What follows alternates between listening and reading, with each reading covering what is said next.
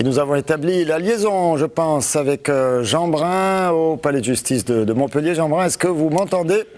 Oui, Pierre-Paul, je vous entends. Jean, eh bien, écoutez, on a envie de vous entendre sur ce réquisitoire de l'avocat général aujourd'hui. Des peines requises qui semblent plutôt sévères. Il n'y a pas de doute sur la culpabilité des deux premiers dans tous les cas, mais pas non plus pour lui, pour Jean-Michel Bissonnette. C'est du sordide de chez sordide, a martelé l'avocat général au début de son réquisitoire. Tout au long d'un interminable réquisitoire de 3h30, Pierre Denier, faisant suite à son collègue Gutiérrez, s'est attaché à démonter un par un les arguments de la défense à venir de Jean-Michel Bissonnette. Depuis son coup d'éclat de la veille, Bissonnette continue de refuser d'entendre ce qu'il qualifie de mensonge et refuse de se présenter devant la cour.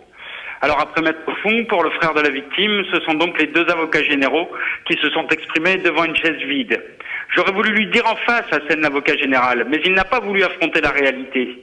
Une réalité crue dans laquelle on ne trouve nulle maîtresse, si ce n'est cette foutue maison, explique Pierre Denier, cette foutue maison symbole de la réussite sociale de Jean-Michel Bissonnette. Après plus de 6 heures de plaidoirie, les réquisitions tombent. 10 ans sont requis contre Amaury Darcourt, 25 ans contre Méziam Belkacem, qui ont tous deux avoué. Enfin, face aux deux enfants de Bernadette Bissonnette, qu'il qualifie aussi de victimes, l'avocat général requiert la réclusion criminelle à perpétuité contre Jean-Michel Bissonnette. Le verdict est attendu jeudi. Jean Brun, on reste quand même un peu sous la surprise, puisque on n'a pas le sentiment, pour avoir suivi ce procès, que la preuve forcément de la culpabilité de Jean-Michel Bissonnette a été apportée, et pourtant elle ne semble faire aucun doute pour l'avocat général. Mais la preuve n'est pas une condition dans une cour d'assises, c'est l'intime conviction des jurés qui est une condition pour condamner quelqu'un.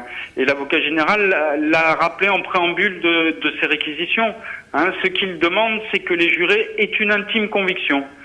Peu importe la preuve, s'il y en a, ça amène ce qu'il faut pour être sûr, mais c'est l'intime conviction des jurés qui fera le verdict de la cour d'assises.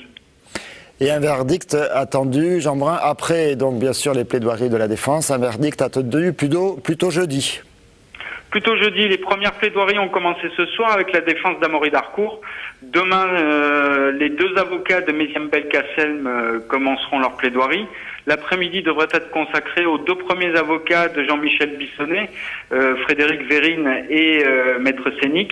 Enfin, c'est Maître Leclerc, parce qu'il est le doyen des avocats de Jean-Michel Bissonnette, qui conclura la défense de Bissonnette jeudi matin. Le verdict devrait être rendu jeudi dans l'après-midi, comme le souhaite le président Moquer. Merci Jean Brun de toutes ces explications. Évidemment, on ne manquera pas de suivre ces deux, normalement, derniers jours.